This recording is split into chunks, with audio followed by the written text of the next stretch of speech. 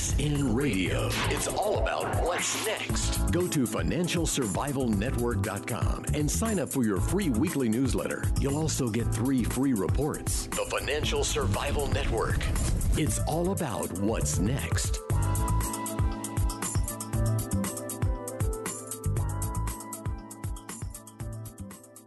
And welcome. You're listening to the Financial Survival Network. It's Kerry Lutz. Imagine you're away on vacation. You're in a nice sunny place. You're drinking a drink on the beach, one of those ones with the umbrella sticking out of it. And while you're having fun, there's a hacker who's broken into your computer, getting all of your account numbers, and then you go to pay for your lovely trip. And what happens? Your credit card is rejected. Don't think it can happen to you? Think again. Heather Wagenhals is with us now. You know her well. Certified identity theft risk management specialist and personal finance expert. Heather, how are you? I am unbelievable, and you are so right. Just because we're on vacation doesn't mean cyber criminals are.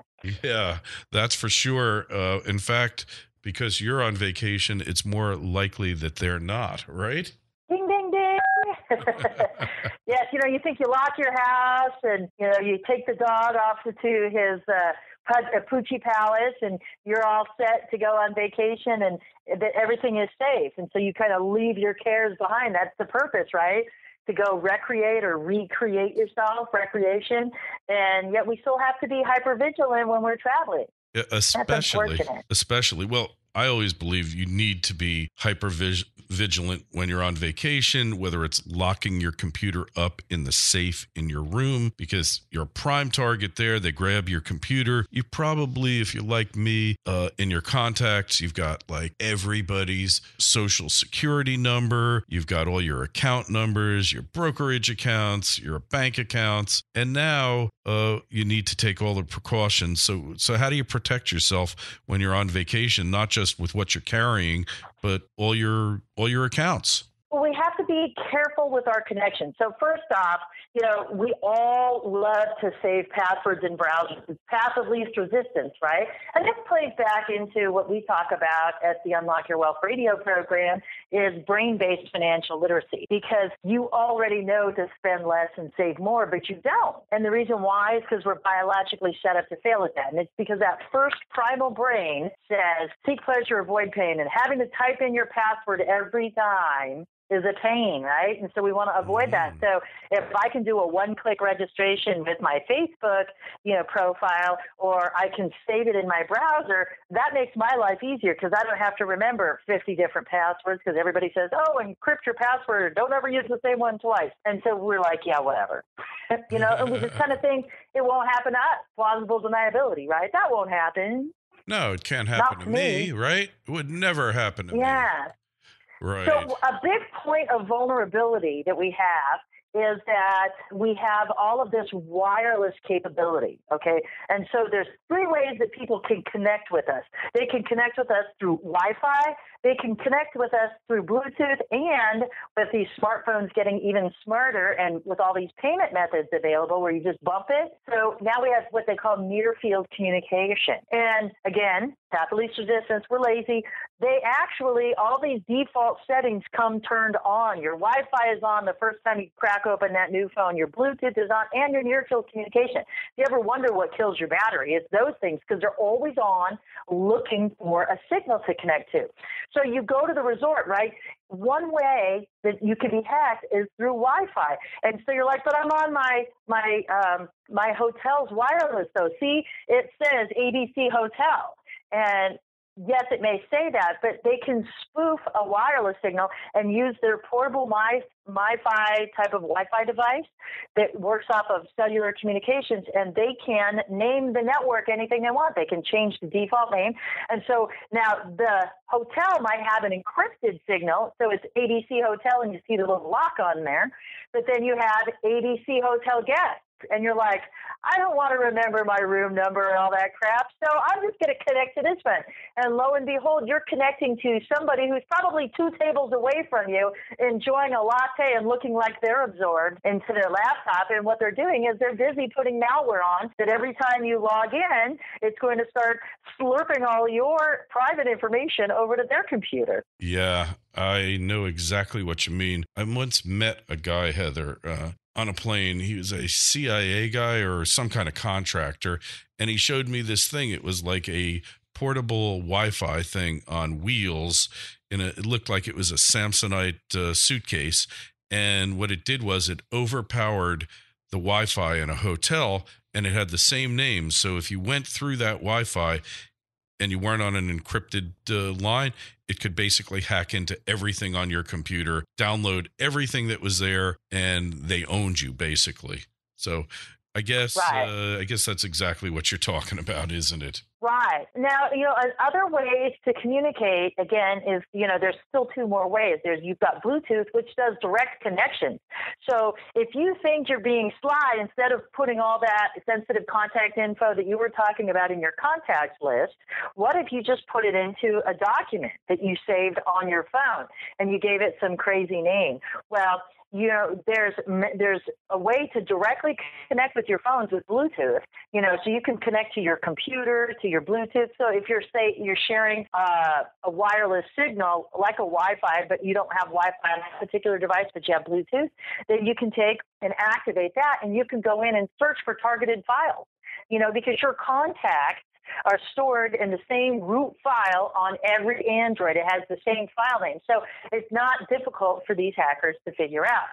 And near-field communication is spending cash, So if you're an Apple Pay or a Google Wallet person, you need to turn that signal on and off when you're ready to use it. And if you're not using it, do not have it on for any reason, because all I have to do with my cool little skimming device is all I got to do is come near you. What if I am standing behind you in the grocery store line and I just bump into you? I see your phone's in the back pocket. All I got to do is bump my phone up against yours. And bam, now I just captured your Apple Pay data or your Google Wallet or whatever particular form of near-field communication you're using. And that's a scary thing, because that's our cash. Because what do we usually do? We usually have it hooked up to our checking account. Yeah. And so, boom, the cash is gone. And that, debit card, disputing items and contesting items on debit cards is an exercise in futility. Once the money's gone, it's gone. The nice thing about credit cards is that there's that dispute mechanism you have available. So you are not obligated to pay it until they prove that the charge is yours. Whereas if you're using a debit card, that debit card slurps the money out right away, and then you have to contest it in order to get the money back. Yeah. And that's harder to do than not paying up front. And that's why, when we travel on vacations, leave those debit cards at home. You can get cash advances on your credit card if you want. And there's another thing that we should probably talk about too, are hotel ATMs. Because an ATM is an unsightly, large kind of gangly machine, they usually have them off, usually where the bank of telephones are or the restrooms. And so after you make 50 turns down these hallways, most of the time you're private. Well, that also lets hackers attach skimming devices right on there, and they're so small now that it doesn't take very much for them to attach these to the external part of the ATM machine, and you swipe your information, and they've captured it. Oh, my goodness. It's that easy. I know I just got a list of skimmers at gas stations in South Florida. There must be 150 of them.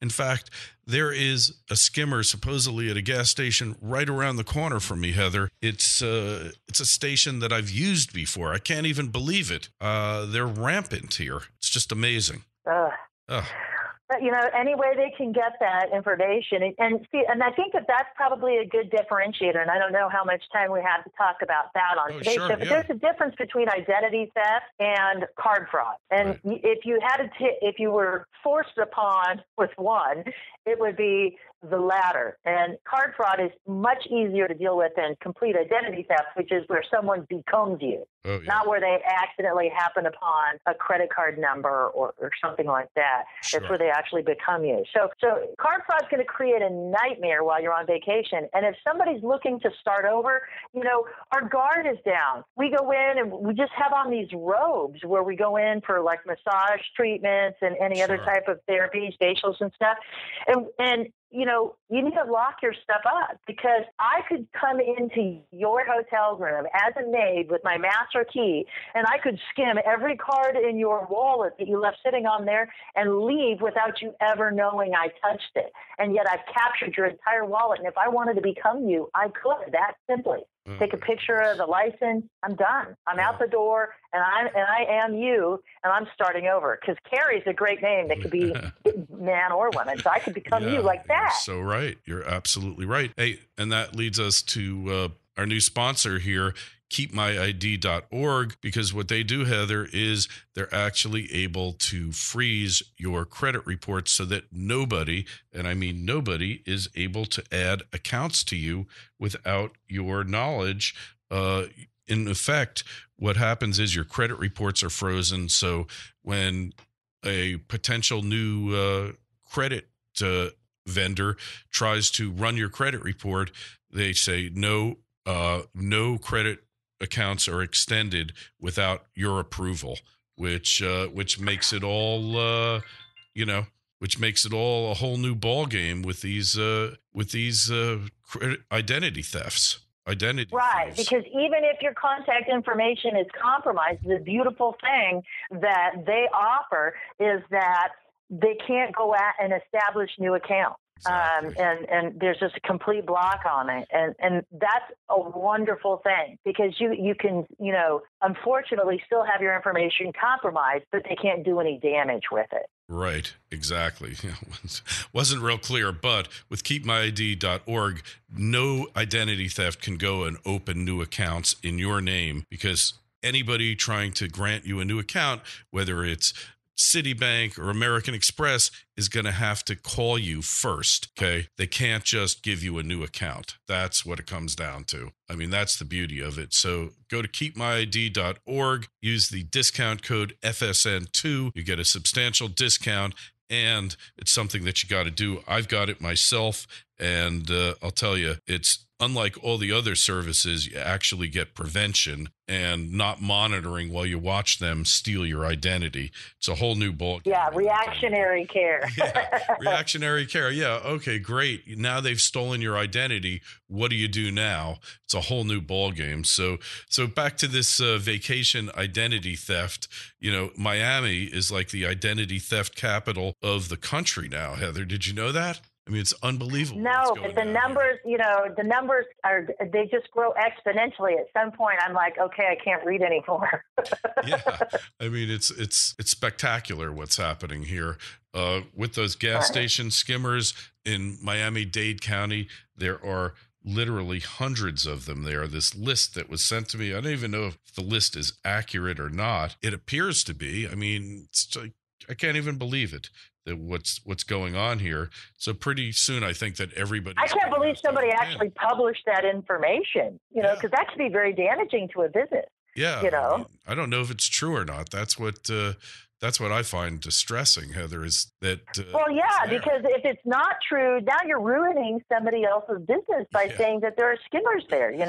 And there's not much you can do about it, because after hours, if you've locked up for the night, those gas pumps sit outside. You can't wheel them in and, take those. Right. those and I guess that's how they do it, right? Is that how they do it? Think about it. Yeah, you got to be up there. You got to be like, I mean, I read a lot of murder mysteries and spy stuff. I'm always like trying to figure out things. I'm hooked on Robert Ludlum right now. Oh, yeah, and, it wouldn't take much to like pull up to a gas station and just, go like you're going to put in gas and, be able to, they've got to have a streamlined way of installing it where it looks like you're just like some random person in the middle of the night trying to get gas. Yeah. And then, you can pretend like you act like you're swiping it a few times and then maybe pound on it. Because if it's videotaped, you could be like, hey, why isn't this working? And then just get in your car and drive off and not ever pump it again. Yeah, really. And now your skimmer's installed. Wow. Never thought of that, but yeah, it's totally true. Wow. What will they I mean, they could probably do it in broad daylight too. Yeah, why not? Yeah, it's so small. Yeah. It's so small. Why not? Because nobody's going to see, because it's shooting from behind you, so it's going to get your back. So you can kind of cover up what you're doing. You can pound on the machine, pretend like, oh my God, why aren't you taking my card? And then just, That's wild. And then install your device and make a beeline. I mean, because that's how it's being done some way like that. Sure. Yeah, you just put the thing right on. I mean, they have them in these stores. The employees are using them. They're getting paid, I guess, to do it. So why not? Really? Oh, yeah. That's another thing, too. When you're at a restaurant, you want to make sure that you follow that card up to the register. They put the little black book for you to make it convenient so they can go. But, if you're a poor, starving college student, or you've got a baby to feed and you've got some deadbeat guy, it's so easy to say, hey, for every card you swipe in this machine, I'll pay you $15. And if that's $15 the easy way, how many tables do you turn a night? 20 times 15. Yeah. You'll be making maybe more money on the card skimming than you will on your actual tips, but it's great extra income. And, the guy gives you the device, you skim all night, you swap them out, he counts how many cards you captured, bam, you get your cash right there in your hot little hands, you're good to go. God, things that people do to make money. I mean, anyways, can't take it, but Heather, we got to run right now, but tell us best place to find you on the web, your newsletter, book, all that. Okay, so if you want book, go get on the newsletter at crackingyourmoneycode.com. Yes, You Can is going to be coming out here in another month or so, as soon as the graphics people are done laying out everything. And for the radio show, unlockyourwealthradio.com, where we give you up-to-the-minute scam alerts and all kind of news you can use. All right. And as always, you'll find the links in the show notes to this interview on financialsurvivalnetwork.com. We've got a webinar coming up tonight. It's you'll find it at financialsurvivalnetwork.com. The graphics in the upper left-hand corner of the screen. We've got Rick Rule and John Embry, two preeminent experts in alternative finance. It's being held at 9 p.m. Eastern Time. Otherwise, just go to libertymastermind.us and sign up. It's free. Heather, always a pleasure. We'll talk with you again soon. Thanks. Make it a prosperous day. FSN Radio. It's all about what's next. Go to financialsurvivalnetwork.com and sign up for your free weekly newsletter. You'll also get 3 free reports. The Financial Survival Network. It's all about what's next.